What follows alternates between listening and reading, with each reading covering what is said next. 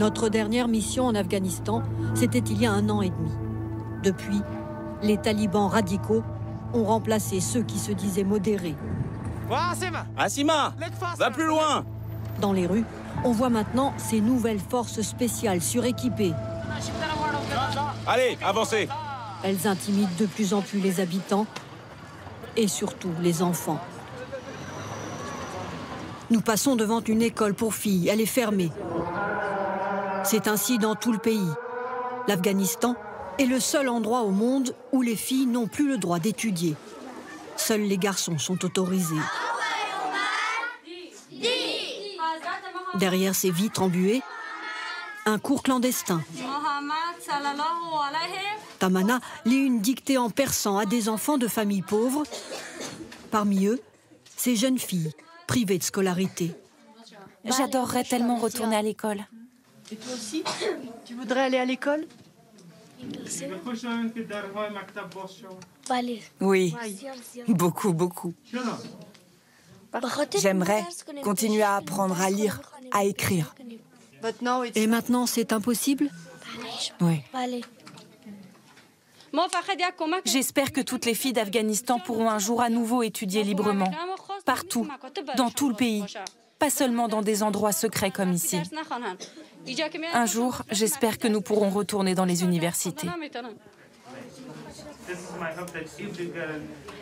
Tamana ne peut cacher son désespoir. Jour après jour, les islamistes imposent des restrictions toujours plus sévères aux femmes. Dans ce jardin public, je ne vois que des hommes. Les femmes y sont interdites. Elles n'avaient déjà plus le droit d'étudier, de travailler, de faire du sport. Depuis peu, les talibans ont fermé tous les salons de beauté, les rares endroits où elles se retrouvaient. Faire attention qu'il n'y ait pas de talibans dans la rue, parce que là, on risque la prison en allant rencontrer une esthéticienne qui a ouvert un salon de beauté clandestin dans son appartement. Je passerai plus inaperçue comme ça.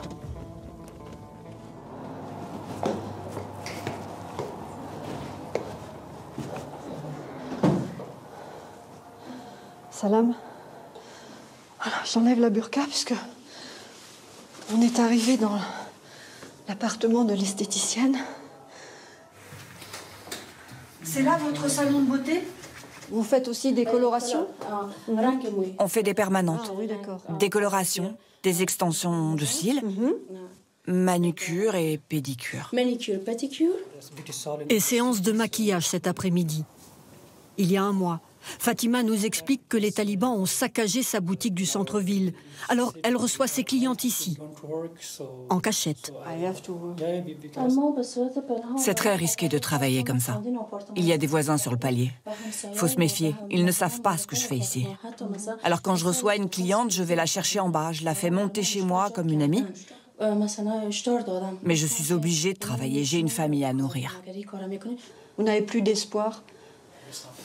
En Afghanistan, les femmes survivent juste depuis les talibans. C'est pas comme dans les autres pays où vous, les femmes, vous pouvez faire des activités, vous épanouir. Nous, c'est juste la survie. Fatima. Fatima, résistante de la beauté. Pour quelques heures ici, ses clientes retrouvent un peu de bien-être. Bye bye, au revoir. Il est temps pour nous de partir sans se faire repérer.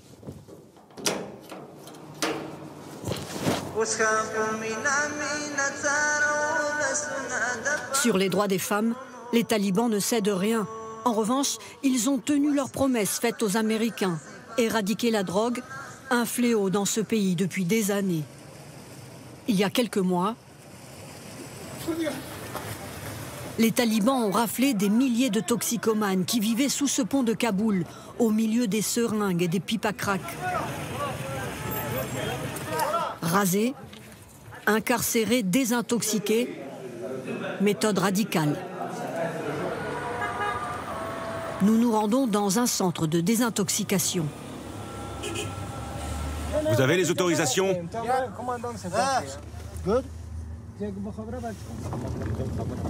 Des centaines d'addicts à l'opium sont enfermés ici, sevrés de force. L'unique traitement, c'est la religion. Il faut aller tout de suite à la mosquée parce que c'est le moment de la prière. Nous suivons le docteur Zabioula, prosélyte en blouse blanche.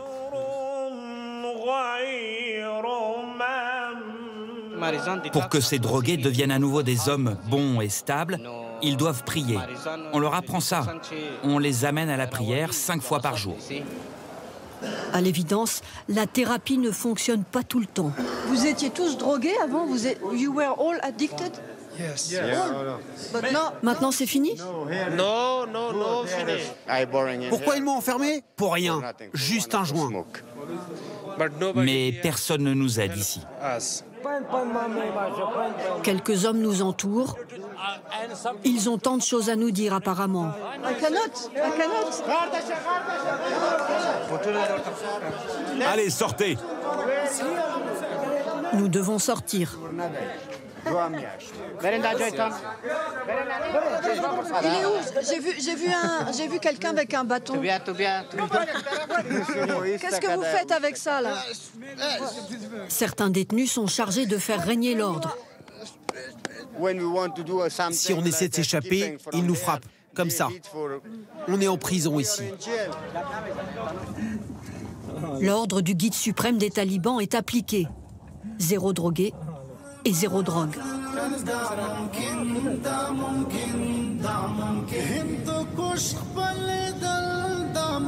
Pour le vérifier, direction le sud du pays, la ville de Kandahar.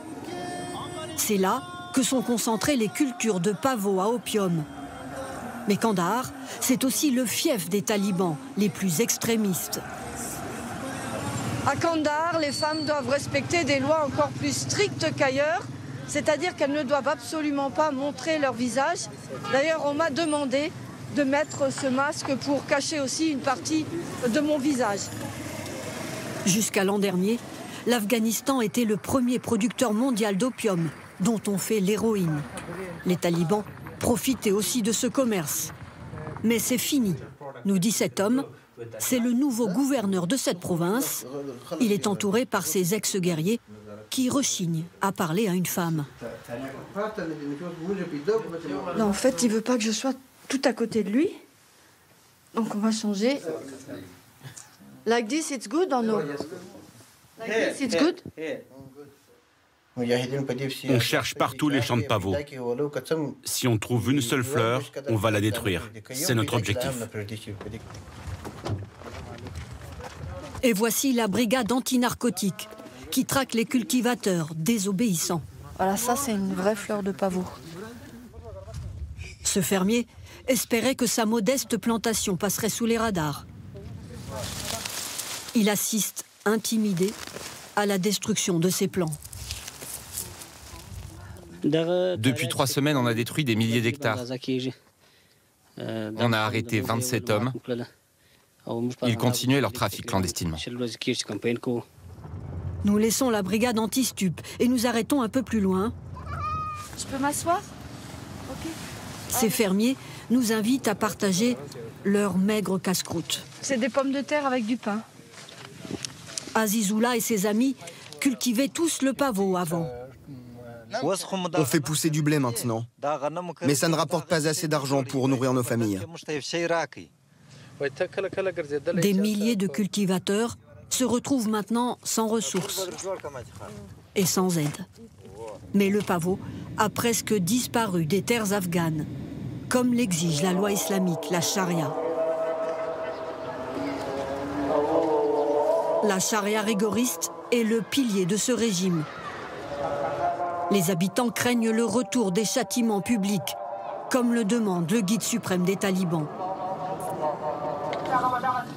Des vidéos comme celle-ci circulent discrètement.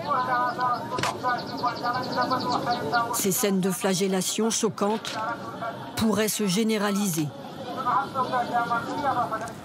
Nous avons rendez-vous avec cet homme, entouré de ses 2 gardes du corps. C'est un juriste islamique éminent. Il nous reçoit dans sa maison, ultra sécurisée. Salam. Notre discussion commence sur une belle parole. L'islam est une religion de bonté, de pardon, de fraternité. Mais c'est après que ça se gâte. Si quelqu'un boit de l'alcool et qu'on a la preuve, la punition c'est 100 coups de fouet. S'il y a des relations sexuelles sans être marié, c'est 100 coups de fouet. Si un voleur dépouille des voyageurs sur une route et les agresse, la sanction là c'est on coupe la main et le pied. Si une femme est accusée d'adultère, quelle est la punition? Il faut d'abord des preuves. Si c'est prouvé qu'elle a trompé son mari et qu'elle est donc mariée, la sanction, c'est la lapidation.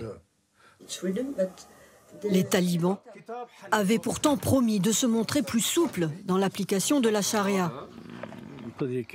Il y a 20 ans, c'est aussi au nom de cette loi islamique qu'ils ont fait exploser les célèbres Bouddhas de Bamiyan. 3 géants classés au patrimoine mondial. Mais aujourd'hui, comble de l'absurdité, ils font visiter les vestiges des statues qu'ils ont eux-mêmes détruites. Nous prenons la route de cette vallée mythique. Elle est sécurisée par les talibans. Et la falaise apparaît, avec les niches vides. Et surprise,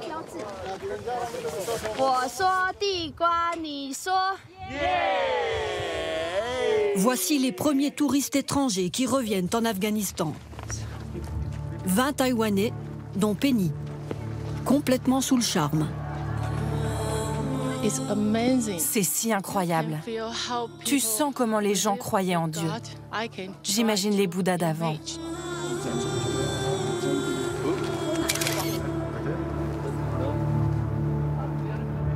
Là, ce sont tous les restes des Bouddhas détruits, alors, en fait. On les protège car ils sont très précieux pour les bouddhistes. Si les talibans reconstruisent les Bouddhas, alors le monde entier viendra ici. D'ailleurs, les talibans demandent aux archéologues étrangers de revenir pour les aider. Ils n'en sont plus à un paradoxe près. Ils se vantent même d'avoir restauré la sécurité et la stabilité dans tout le pays. Mais jusqu'à présent, la communauté internationale se refuse toujours à reconnaître l'Émirat islamique d'Afghanistan.